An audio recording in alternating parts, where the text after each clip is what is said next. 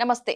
BRK భక్తి ఛానల్‌కి స్వాగతం. ఈరోజు మనతో పాటు స్టూడియోలో ఉన్నారు శ్రీ మాతంగి రాజశ్యామల చారిటబుల్ ట్రస్ట్ వ్యవస్థాపకులు, అదేవిధంగా మహాభగల్ అఘోర తంత్రి బ్రహ్మశ్రీ వెన్నెంపల్లి నిశాంత శర్మ అవధాని గారు. వారిని అడిగి మరిన్ని విషయాలు తెలుసుకుందాం. నమస్కారం గురుగారు. మహాదేవ. గురుగారు, మీరు ఒక శ్రీ రాజశ్యామల అమ్మవారి ట్రస్ట్ ద్వారా ఒక టెంపుల్‌ని, ఒక ఆలయాన్ని నిర్మించడం జరిగింది. అందులో ప్రతిష్టాపన కూడా జరిగింది విగ్రహాలకు సంబంధించి. అసలు ట్రస్ట్ గురించి, మీరు అలా దేవాలయంలో విగ్రహ ప్రతిష్టాపన గురించి పూర్తి వివరాలు. ఓం శ్రీ గురుభ్యో నమః. హరి ఓం. తదేశాభ్యుక్త సత్యమిధా ప్రజయా భూయాసగుం తత్సవర్ణగుం హిరణ్యార్థతాః దేవేః పర్జన్య ఏవ చ దేవతాభ్యః ప్రహరతి. శ్రీరాజమాతంగేశ్వరీ దేవ్యై నమః. శ్రీ మహాగణాధిపతయే నమః. శ్రీ మహాసరస్వత్యై నమః. శ్రీ గురుభ్యో నమః. హరి ఓం. నేను నా ట్రస్ట్ పెట్టడానికి ముఖ్య కారణం ఏంటి అంటే అమ్మా, కరోనాలో చాలామంది నానా అవస్థల్లో గురయ్యారు. అంటే ఒకరికి తిండి ఉంది, తిండి లేక. అందులో ముఖ్యంగా మా బ్రాహ్మణులు కూడా కార్యక్రమాలు ఉంటేనే పాపం వారికి పొట్టగూట కడుస్తూ ఉంటుంది. వాళ్ళకి ఆ కార్యక్రమాలు కూడా లేకుండా ఎంతో కష్టపడుతూ ఉంటారు. ఆ కష్టాల్లో బయటికి తీసుకురావడానికి ఆలోచించి నా దగ్గర ఉండేటువంటి కొన్ని కార్లను కూడా అమ్మేసి ఎంతోమందిని, ఒక 40,000 కుటుంబాల వరకు నేను ఆదుకున్నాను. అది ఆదుకున్నాక నాకు ఒక ఆలోచన వచ్చింది, నేను ఎందుకు సొంత నా ట్రస్ట్ పెట్టుకోకూడదు, పెట్టేసేసి 10 మందికి నా దేవాలయం అనేటువంటిది ఉచిత సేవగా జరగాలి. అంటే ధనం మూల్యం పెడతాము దేనికి, ఇప్పుడు ఏమైనా సామాగ్రిలు కావాలి అని అంటే. అంతేకాని అభిషేకాలకు, అర్చనలకు ఎవరు వచ్చినా కూడా మా ఆలయంలో అమ్మవారి దగ్గర ఉచితంగా చేయడమే జరుగుతుంది. ఎవరికైనా వారికి ఇష్టం అనిపిస్తే, ఎందుకంటే ఉచితంగా చేయకూడదు కాబట్టి వారికి నచ్చినంత హుండీలో వేసినా సరిపోతుంది. ఆ ముఖ్య ఉద్దేశంతో ట్రస్ట్ అనేది స్థాపించడం జరిగింది. నేను సొంత వేద పాఠశాల పెట్టాను, దీంట్లో గోశాల పెట్టాము. ముఖ్యంగా నా కుటుంబంలో నా తల్లి, నా తండ్రి, మా అన్నయ్య గారు, మా తమ్ముడు, మా వదిన గారు నాకు సహకరించి, మేమున్నాము నీ వెంట, నువ్వు ఎంతోమందికి సహాయం చేస్తా అంటే నేను కూడా మన ట్రస్ట్లోనే మనందరం కలిసే పెట్టుకొని ఆ ట్రస్ట్ని స్థాపించుకోవడం జరిగింది. అట్లా ఎన్నో కుటుంబాలను నా ట్రస్ట్ ద్వారా ఆదుకుంటూ ఎంతోమంది బ్రాహ్మణులను కూడా ఆదుకోవాలనే ఒక ముఖ్య ఉద్దేశంతో ట్రస్ట్ స్థాపించడం జరిగిందమ్మా. ఓకే. మీకు మహాభగల్ అఘోర తంత్ర అని చెప్పేసి ఒక బిరుదు, అంటే అసలు ఏంటి, దాని అర్థం ఏంటి అసలు? వాస్తవానికి ఏంటి అనంటమ్మా, మహాభగల్, భగల్ అనేటువంటి వాడు ఈశ్వర సహస్రనామంలో ఒక శబ్దము, ఒక నామము కూడా. శబ్దము అని చెప్పడం తప్పు, నామము. ఇది ఏంటి అని అంటే, అఘోర తత్వంలో ఉండి అఘోర ఉపాసన చేసినటువంటి వారికి కొంతమంది అఘోరాలు కలిసి ఇచ్చే బిరుదు. ఇది సాధారణంగా ఎవరికి ఇచ్చేది కాదు. అంటే భగల్ అనేటువంటి వాడు సూర్యుడిలాగా ధైర్యంగా, ఎల్లవేళలుగా ఉగ్రతత్వంలో ఉండి లోకాన్ని సంరక్షించేటట్టుగా ఏదైతే శిథిలావస్థలో ఉండే దేవాలయాలు ఉన్నాయో వాటిని పునరావృతం చేసే క్రతువులో నాకు బిరుదునివ్వడం జరిగిందమ్మా. అంటే అఘోర, అసలు అఘోరాలు ఏం చేస్తారు? అఘోరాల పని ఏంటి? అసలు అఘోరాల కింద మారడానికి ఏమేం రీజన్స్, కారణాలు ఉంటాయి అసలు? అమ్మ, అఘోరాల కింద మారాలి అని అంటే దానికి రీజన్ అవసరం లేదు. కాకపోతే ఏంటి అని అంటే, ఇప్పుడు ప్రస్తుతానికి నడుస్తున్నటువంటి జీవక్రతువులో అంటే మన హిందూ ధర్మం అనేటువంటిది ఎంతో గొప్పది. ఈ గొప్పతనంలో మనకెంత ఏది చేస్తున్నా, ఎంత మంచి అయితే ఉంటుందో అంత చెడు కూడా ఉంటుంది. ఆ చెడు వల్ల చాలామంది కొన్ని క్షుద్రాలలో ఉండి ఎదుటి వ్యక్తికి, అంటే ఆ క్షుద్రం నేర్చుకున్న వాడు ఎలా అంటే సొంత కొడుకైనా చేయాల్సిందే ప్రయోగం అనేటువంటిది. అయితేనే వాడికి ఆ యొక్క ఫలితం వస్తుంది. ఎందుకంటే లేకపోతే అక్కడ అమ్మవారికి రక్తార్పణం వాడు చేస్తూ ఉండాలి. ఆ క్షణంలో ఎవరు దొరకపోయినా వాళ్ళ కన్న కొడుకైనా చేసేవాళ్ళు, కట్టుకున్న పిల్లానికైనా చెయ్యాలి. ఆ విధంగా ఏంటంటే బయట ఎవరికి పడితే వాళ్ళకి దొరికిన వస్తువులతో కూడా చేసేస్తున్నారు. ఆ విధంగా నా చిన్న వయసులో ఉండంగా నేను కొంతమందిని చూసి నేను ఈ విద్యకు రావడం జరిగింది. వచ్చినప్పటి నుంచి ఎంతోమందికి అయితే బాగు చేస్తూ ఉన్నాము. అందుకోసమే రాజశ్యామలాదేవి ఆలయం పెట్టి ఎంతోమందికి ఉచితంగా కూడా చేస్తున్నాము ఈ యొక్క ఆలయంలో. ఈ భగల్ అనేటువంటిది కూడా అఘోర విద్య అనేటువంటిది మొత్తం మనకు 5 రకాలు ఉందమ్మా.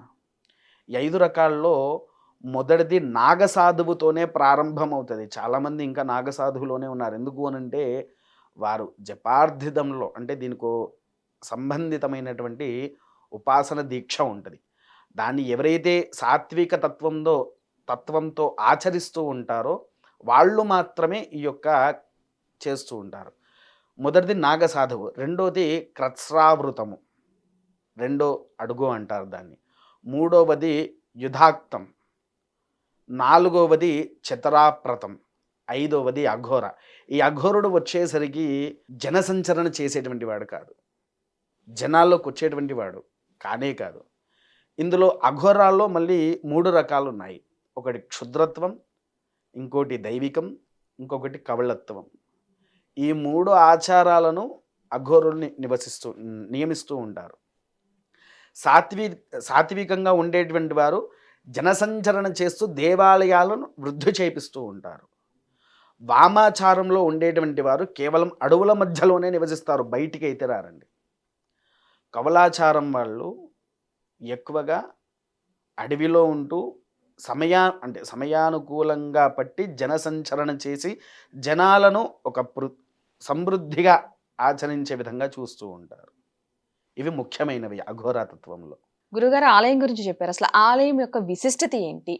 అంటే ఆలయంలో పంచాయతన అమ్మవార్లు అక్కడ ప్రతిష్టాపన చేశారని అంటున్నారు కదా, విశిష్టత ఏంటి? ఎవరెవరు దర్శనం చేసుకుంటే ఎలాంటి ఫలితాలు ఉంటాయి? పంచాయతనము అంటే శివ పంచాయతనమమ్మ.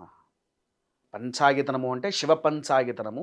నా ఆలయంలో రాజశ్యామల సహిత శ్రీనాగ అమృత లింగేశ్వర పంచాయతనము. రాజశ్యామలాదేవిని దర్శించుకునేటువంటి వారు ఈ క్షుద్రదోషాల్లో ఉన్నవారు ప్రథమం. ఇంకో ప్రథమం చెప్పాలి అని అంటే రాజకీయవేత్తలు, రాజకీయ నాయకులు. తర్వాత ఇప్పుడు ఈ బీఆర్కే న్యూస్ ఒక సంస్థ ఉంది, ఇతను ఇంకా ఎదగాలి, మీరు ఇంకా హై లెవెల్లో రావాలి అనన్నా రాజశ్యామలాదేవిని. ఒక మనిషిని వశీకరణ చేసుకోవాలన్న రాజశ్యామలనే, ఒక మనిషిని తొక్కేయాలన్న రాజశ్యామలనే.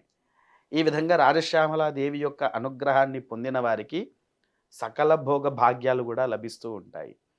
ముఖ్యంగా రాజశ్యామలాదేవికి మరో పేరు నీలా సరస్వతి. చిన్నపిల్లలు ఎవరైతే విద్యావంతులు ఉంటారో, మా బాబు సరిగ్గా చదవట్లేదు, మా బాబు ఏం చేసినా మొద్దు అయిపోతున్నాడు చదువులో అనే వ్యక్తికి కూడా రాజశ్యామలాదేవి దగ్గర ప్రతి అమావాస్య రోజు వస్తే వారి నాలుక మీద బీజాక్షరాలు రాసి పంపిస్తూ ఉంటాము. అప్పుడు వారికి ఏంటి అని అంటే ఉన్నత విద్య లభిస్తూ ఉంటుంది.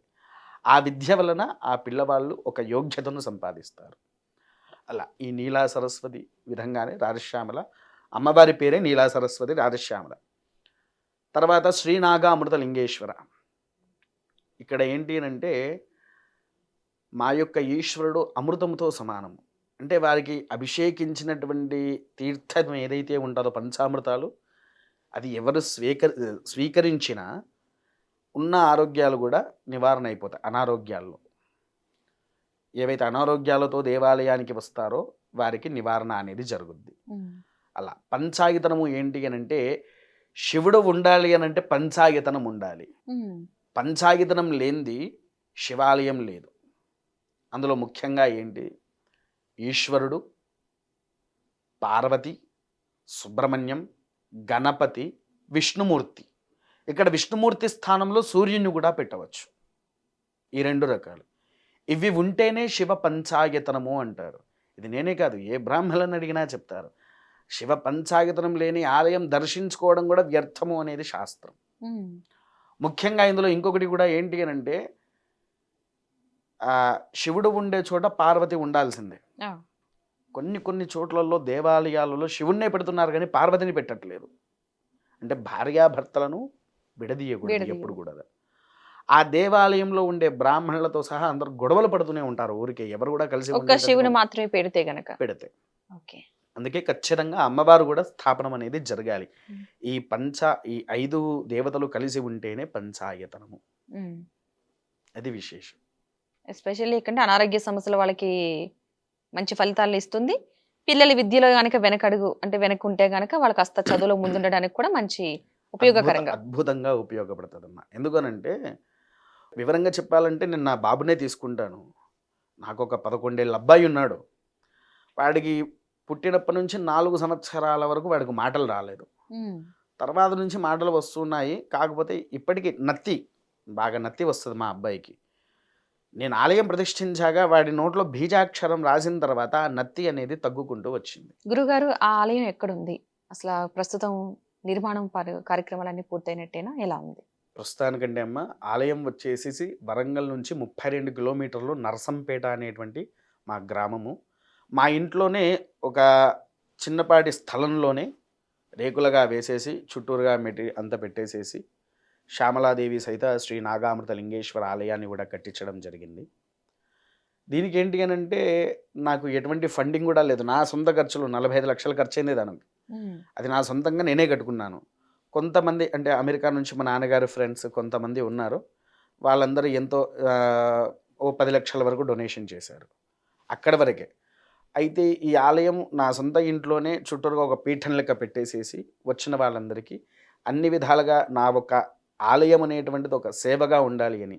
ఇక్కడ సేవ అంటే మన ఇంట్లో ఎలా అయితే ఉంటుందో వచ్చిన వాళ్ళు కూడా నా ఇంటి వాళ్ళే అన్నట్టుగా ఉంటారు. ఎవరైనా వచ్చేటట్టుగా? ఎవరైనా రావచ్చమ్మా అందులో. ఎందుకనంటే అమ్మను అడిగితే కూడా అన్నం పెట్టదు. అవును. ఎవరైనా అడగాల్సిందే. అది నేనైనా సరే, మీరైనా సరే. అడగాల్సింది. ఎవరైనా భవతి భిక్షాందేహి అంటేనే వేస్తారు. అలానే మా అమ్మవారి దగ్గరికి ఏంటి అనంటే విశేషమైతే ఉందమ్మా. తనంతట తానే వచ్చేసి కూర్చున్నది అక్కడ ఆలయంలో. హ్మ్. అది కూడా ఎలా అంటే నేను ఆలయ నిర్వహణ చేసుకుందాం అనుకున్నాను. కట్టుకున్నాను. విగ్రహాన్ని ప్రతిష్టాపన చేద్దాం అనుకుంటే 2 సార్లు ఆగిపోయింది. ముహూర్తం పెట్టినప్పుడల్లా ఆగిపోయింది. ఏదో ఒక చిన్న విశేషం వలన. ఎందుకు తల్లి ఇలా జరుగుతుంది అని చెప్పేసి అనుకుంటే ఒకసారి అలానే అనుకోని బాగా బాధపడుతూ నిద్రపోతున్నాను. నా కలలో వచ్చింది. "నువ్వు పెట్టుకుంటా అన్నప్పుడు నేను రాను. నాకు నచ్చినప్పుడు నేను వస్తా నీ దగ్గరికి" అని చెప్పేసేసి అమ్మవారు అన్నది. నేను ప్రతి సంవత్సరం శ్రీశైలంలో సుబ్రహ్మణ్యేశ్వర స్వామి వారి కళ్యాణం చేపించడానికి వెళ్తూ ఉంటాను. హ్మ్. నేను నా వేద పాఠశాల మిత్రులందరం కలిసి వెళ్తూ ఉంటాం అక్కడ. ఆ కార్యక్రమాన్ని పూర్తి చేసుకొని తిరిగి మరలా ఇంటికి వచ్చేటువంటి క్రతువులో మా తండ్రి గారు, నాకు తెలిసిన ఇంకొంతమంది గురువుగారు అందరి నోట్లలో నుంచి ఒకటే వర్డ్ వచ్చింది. పోయిన సంవత్సరంలో ఫిబ్రవరిలో అమ్మవారి నవరాత్రులు వచ్చాయి కదా! అందులో శ్యామలాదేవి పైగా అమ్మవారి నవరాత్రులు శ్రీ పంచమి అనేటువంటిది ఎంతో ముఖ్యమైనది కాబట్టి అదే రోజుని ఆలయ ప్రతిష్ఠ చేసుకొని అందరూ ఫోన్ చేశారు. సుమారు ఒక 11 మంది బ్రాహ్మణుల నోట్లో నుంచి అదే ముహూర్తం రాగానే సరే అనుకోని విగ్రహం ఎవరికైతే ఆర్డర్ ఇచ్చానో వారికి ఫోన్ చేసి రప్పించుకున్నాను. ప్రతిష్ఠ జరిగే ముందు ఒక 30 మంది అమ్మవారిని పట్టుకున్నారు. 30 మంది పడితేనే లేచింది అమ్మవారు. హ్మ్. అమ్మవారికి రాజశ్యామల కింద యంత్రస్థాపితం పెట్టాలి కదా! అవును. ఆ యంత్రస్థాపితం పెట్టేటప్పుడు అమ్మవారి యంత్రం కూడా మొదలు యంత్రాలు పెట్టి దాని మీద విగ్రహాలను పెట్టేసేసి జలాధివాసం చేశాము. జలాధివాసం చేసిన తర్వాత తెల్లారేసరికి అన్నీ తీసిన తర్వాత అందులో ఉండేటువంటి రాజశ్యామలాదేవి యంత్రం మాయమైపోయింది. అసలు లేదు, యంత్రం లేదు. హ్మ్. ఇది ఎక్కడి కూడా అని చెప్పేసేసి నాకు తెలిసిన వాళ్ళందరికీ ఫోన్ చేసి మళ్ళీ యంత్రాన్ని తెప్పించి వేరే బ్రాహ్మణులను పెట్టి సుమారు ప్రతిష్ఠ అయ్యే వరకు ఎంత వీలైనంత జపం చేయండి అని చెప్పాము. చేసేసి ఆ రాజశ్యామలతో పాటు శ్రీచక్ర యంత్రాన్ని 2 కలిపి అమ్మవారి కింద పెట్టి ప్రతిష్ఠ చేయాల్సి వచ్చింది. ఈ ప్రతిష్టలో మళ్ళీ మూడో రోజు ఏంటి అనంటే మా యొక్క తల్లిగారు ఉన్నారు. వారి తండ్రి గారికి డేంజర్ అని చెప్పి ఒక ఫోన్ కాల్ వచ్చింది మాకు. హ్మ్. సీరియస్ సిచ్యువేషన్ అని. ప్రతిష్ఠ ఆగిపోతుందా ఏంటని ఒక భయంలో ఉన్నాము. అమ్మవారు అయితే చెప్పింది కదా తనంతట తానే వచ్చి కూర్చుంటా అన్నది. ఇక అమ్మ నువ్వు నీదేదయ్యా నీ ఇష్టం నేనేం చేయలేని దానికి అని చెప్పేసి అనుకున్నాము. కానీ ప్రతిష్ఠ రోజు మొదటి రోజున 30 మందికి లేవని విగ్రహము ప్రతిష్ఠ రోజు మాత్రం ఇద్దరికే లేచింది. ఓహో! ఆ ఇద్దరే తీసుకువచ్చి కూర్చోబెట్టారు.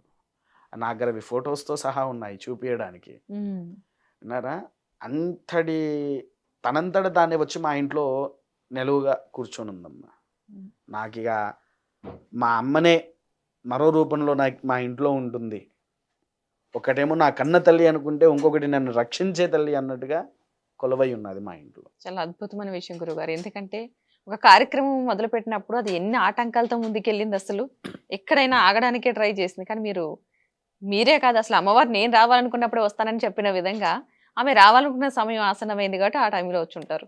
ఆ ప్రతిష్ట ఇలా అన్నీ సెట్ అయిన తర్వాత మా నాన్నగారు కూడా డేంజర్ అయ్యారండి. వారికి అయ్యో! కూడా అసలు ప్రతిష్ట ఆపేయడానికి నాకు చాలా ఒత్తిళ్ళు వచ్చాయి మా కుటుంబ సభ్యుల నుంచి. హ్మ్.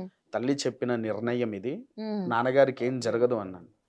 ఇది అయిపోయిందా మళ్ళీ రీసెంట్‌గా మా అమ్మవారి మొదటి సంవత్సర వార్షికోత్సవాలు జరిగాయి. హ్మ్.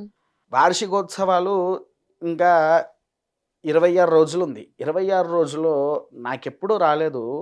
20 రోజుల పాటు వైరల్ ఫీవర్‌తో పడుకున్నాను. అబ్బా! నాకెప్పుడు రాలేదు వైరల్ ఫీవర్. ఇలా వైరల్ ఫీవర్ తగ్గింది. నేను ఆలయాని కోసము పాంప్లెంట్స్ తయారు చేసి పంచడానికి తయారయ్యాను. తయారైన మొన్న డిసెంబర్ 27వ తారీఖు కాలు ఫ్రాక్చర్ అయింది నాకు. హ్మ్. 31వ తారీఖు నుంచి అమ్మవారి నవరాత్రులు. 27వ తారీఖు కాలు ఫ్రాక్చర్ అయిపోయింది నాకు. ఫ్రాక్చర్ అయిన తర్వాత ఏదైతే అది అయిందని చెప్పేసేసని బ్రాహ్మణులను రమ్మన్నాను. 9 రోజుల పాటు వార్షికోత్సవాలు పైగా అమ్మవారి నవరాత్రులు కదా! హ్మ్. నిత్య చండీ రాజశ్యామల యాగం చేపిచ్చానమ్మ. ఎందుకనంటే వాళ్ళు నాకింకా పరీక్ష పెడుతూనే ఉన్నారు. ఆ పరీక్షలో నేను నెగ్గాలి. అవును. అలా నెగ్గుతేనే కదా నేను ఇంకా 10 మందికైనా పడగలుగుతాను. అవును. లేకపోతే ఖచ్చితంగా. నేను ఎవరికి నేనే అమ్మవారి యొక్క కష్టాలను నేను స్వీకరించి దాన్ని ఎలా అడ్డుకోవాలని తెలిస్తే ఎదుటి వ్యక్తి ఏ సమస్యలో ఉన్నాడో తెలుసుకున్నప్పుడు అవును. దాన్ని అడ్డుకునే శక్తి నాకు అమ్మవారిస్తారు. తెలుస్తుంది కదా! అమ్మవారు ఇస్తారు కదా! ఖచ్చితంగా. అమ్మవారిస్తారు.